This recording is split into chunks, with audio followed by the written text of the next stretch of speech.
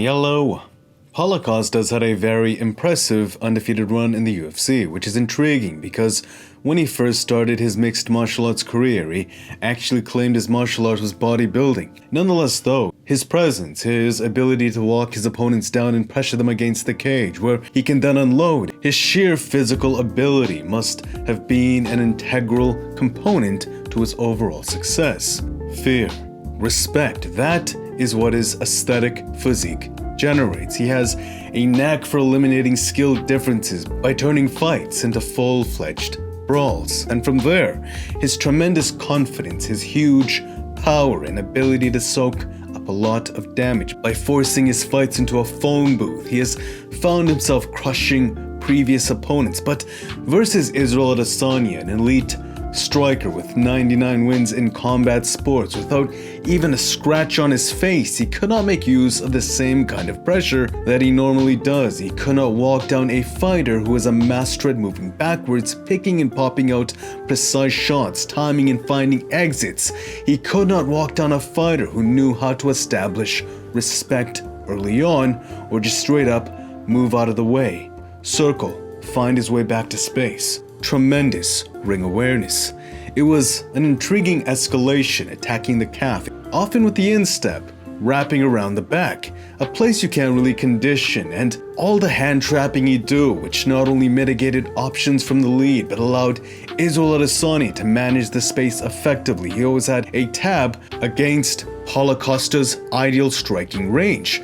Did you really see any boxing from Paulo Costa? That capacity to manage distance, space, meant that Paulo Costa could never really walk into his ideal range. Not even a jab really landed versus Israel Adesanya.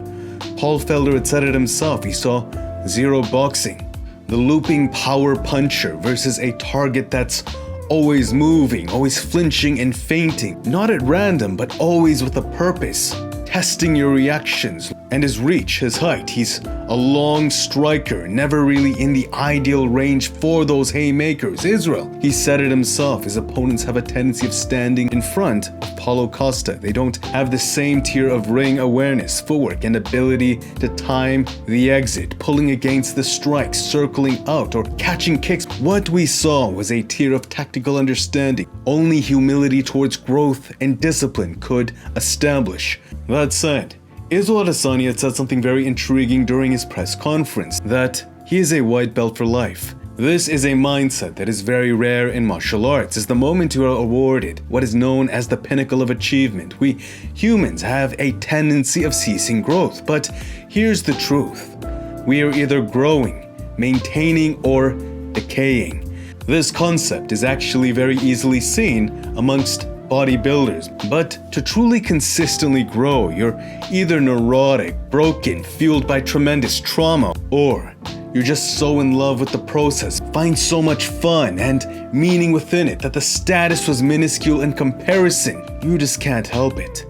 You can't help but do it because nothing else feels nearly as good or as meaningful, as fun. You aren't pushed to do it in that sense. Instead, you're straight up pulled towards it. Thus, even when it isn't perfect, even when there's a lot of negativity involved, you still show up with that same energy because the love is far greater than any tier of negativity you are presented. When Israel Adesanya said it wasn't a matter of the belt for him, that he was a white belt for life, in that moment, you realize first that this taunt here had zero effect.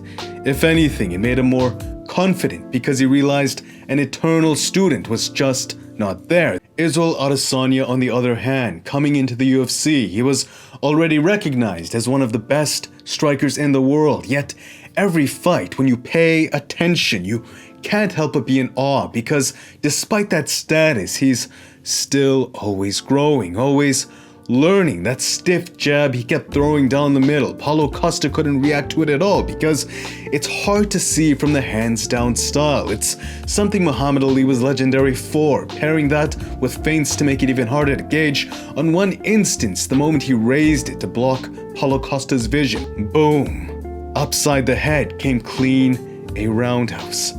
Israel Adesanya is a genius. He's creative with a constant pursuit of development, fueling that creativity. All of these components coming together, the philosophy, executing a high arsenal of techniques.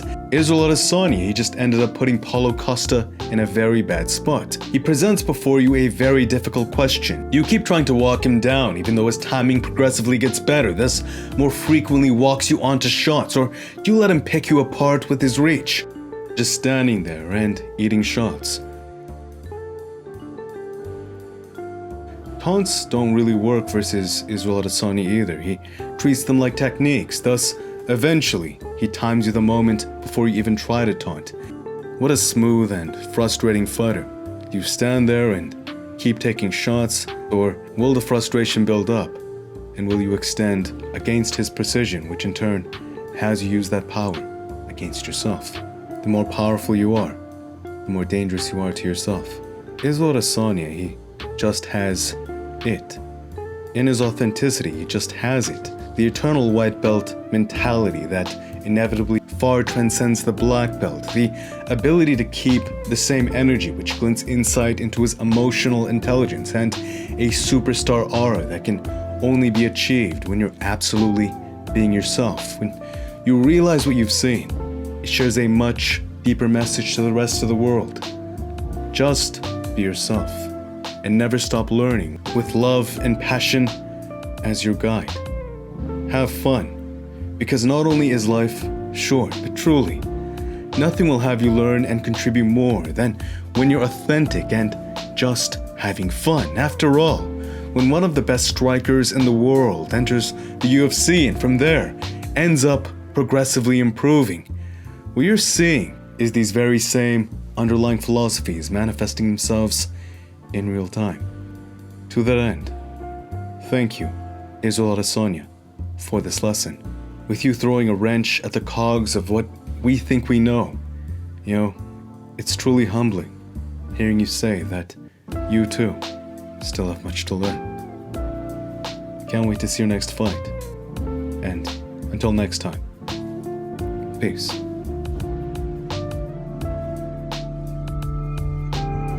I'm gonna have fun. Early prediction, I'm gonna have fun. But we're playful. It's just fun. I just roll with the flow. A lot of people don't know how to open that chakra block, and they don't let themselves flow fully. Bro, I'm a white belt for life. I'm telling you, I'm a white belt for life, and I wanna stay that way. If it was up to me, I'd stay a white belt.